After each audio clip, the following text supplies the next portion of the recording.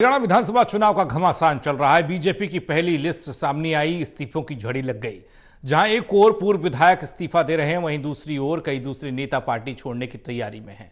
BJP नेताओं के इस्तीफों में सबसे बड़ा इस्तीफा रणजीत चौटाला का माना जा रहा है। उन्होंने कैबिनेट मंत्री पद से इस्तीफा दे दिया, निर्दलीय चुनाव लड़ने की ताल भी ठोक दी है।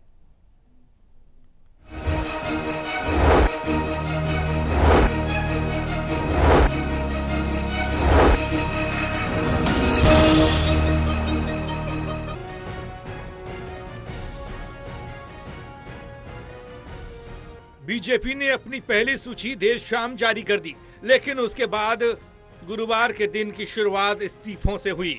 जहां एक ओर कई पूर्व विधायकों ने इस्तीफा दे दिया, वहीं दूसरी ओर कई अन्य नेताओं ने कांग्रेस के बड़े नेताओं से मुलाकात कर डाली। बीजेपी में अब तक जिन नेताओं ने इस्तीफा दिया है, उनमें रतिया से बीजेपी के विधायक लक्ष्मण नापा शामिल हैं। इसी तरह बीजेपी ओबीसी मोर्चा के अध्यक्ष करणदेव कांबोज ने भी इस्तीफा दे दिया। उन्होंने पार्टी को पत्र लिखकर कहा कि बीजेपी और कांग्रेस में अब कोई फर्क नहीं रह गया है। उन्होंने अपने पत्र में लिखा कि कुछ दिन पहले बीजेपी में आए लोगों को टिकट दे दिया गया, जबकि बचपन से पार्टी के लिए काम कर रहे लोगों को दरकिनार किया गया। इस तरह दादरी से सुनील सांगवान को बीजेपी का टिकट नहीं मिला।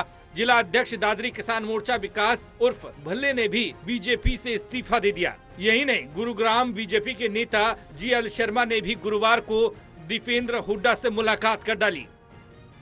मैंने पार्टी नहीं छोड़ी। हम कल हरियाणा के जितने भी भारतीय जनता पार्टी के जो समान विचार के जो पदाधिकारी हैं, कल रोहतक तलियार में हम बैठ के होके वहाँ रणनीति बनाएंगे।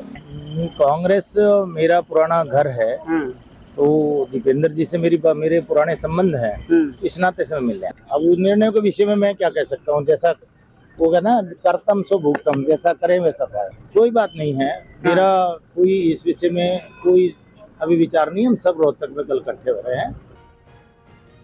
दरअसल सारा घटनाक्रम बीजेपी की पहली सूची जारी होने के बाद सामने आया। बीजेपी की ओर से पहली सूची में 67 उम्मीदवारों को जगह मिली थी।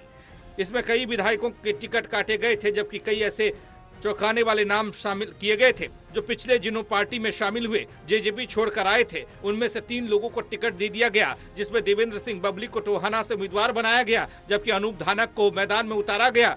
बीजेपी में अभी 23 उम्मीदवारों की और सूची आनी बाकी है। माना जा रहा है कि यह सूची अगले 1-2 दिन में जारी हो जाएगी। अब 67 सीटों के नाम सामने आने के बाद नाराजगी इतने बड़े पैमाने पर है कि 23 उम्मीदवारों के बाद भी नाराजगी होना स्वाभाविक है। अब देखना होगा पार्टी इस नाराजगी को कैसे दूर करती है। Lalit Narayan, total news, Delhi.